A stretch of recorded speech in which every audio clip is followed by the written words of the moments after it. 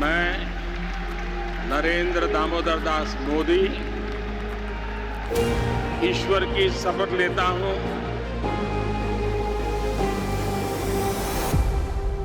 Well, no confidence motions are normally moved to keep the government on tenterhooks.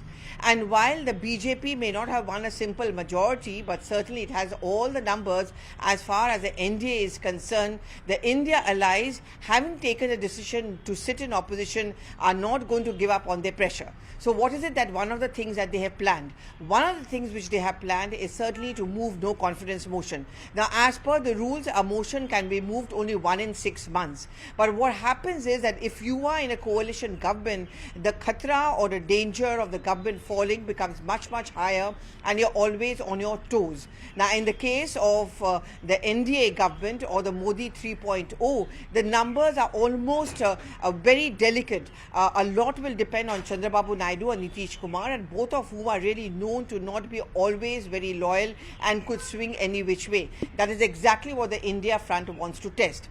Well, no confidence motions have been moved since 1952. The largest one was faced by Indira Gandhi. 15 times she faced a no confidence motion. The Vajpayee government fell by 1 vote in 1999 through a no confidence motion as well.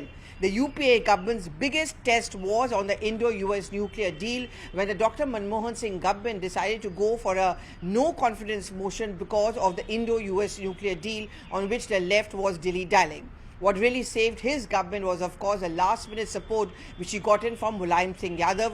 But after that, the left walked out with its 60 MPs. But of course, the UPA government came back to power for a second term. Now, as far as Narendra Modi is concerned, he's already faced 2 no confidence motions. The last one, if you remember, was recently in the last parliament session, which was moved by Gaurav Gogoi. But naturally, the Modi government survived very well. But the first no confidence motion is also more remembered for the famous hug by Rahul Gandhi to the Prime Minister. It's a government which was in total control, where the BJP on its own has large numbers. Its dependence on its allies were much, much less. But this third term, we know, despite BJP being the single largest party, is also going to be depending on its allies, particularly that of Chandrababu Naidu and Nitish Kumar, who are the 2 biggest allies as far as the N.D.A government goes. While both of them have made it very clear that they are very much with the N.D.A, but there's always going to be this worrying sign. Could they create trouble? Could they threaten to walk out in case they are not happy with some decisions of the government, or at some point of time they feel the portfolios are not good enough? And that is exactly what the India front wants to do.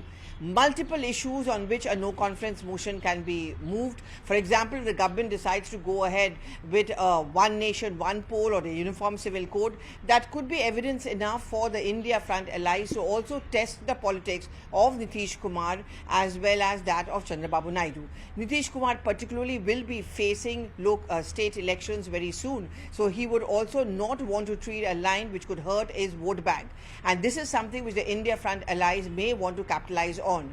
So while for now the government seems poised for a third term and they have no worries at all, the threat of a no confidence motion can never be avoided.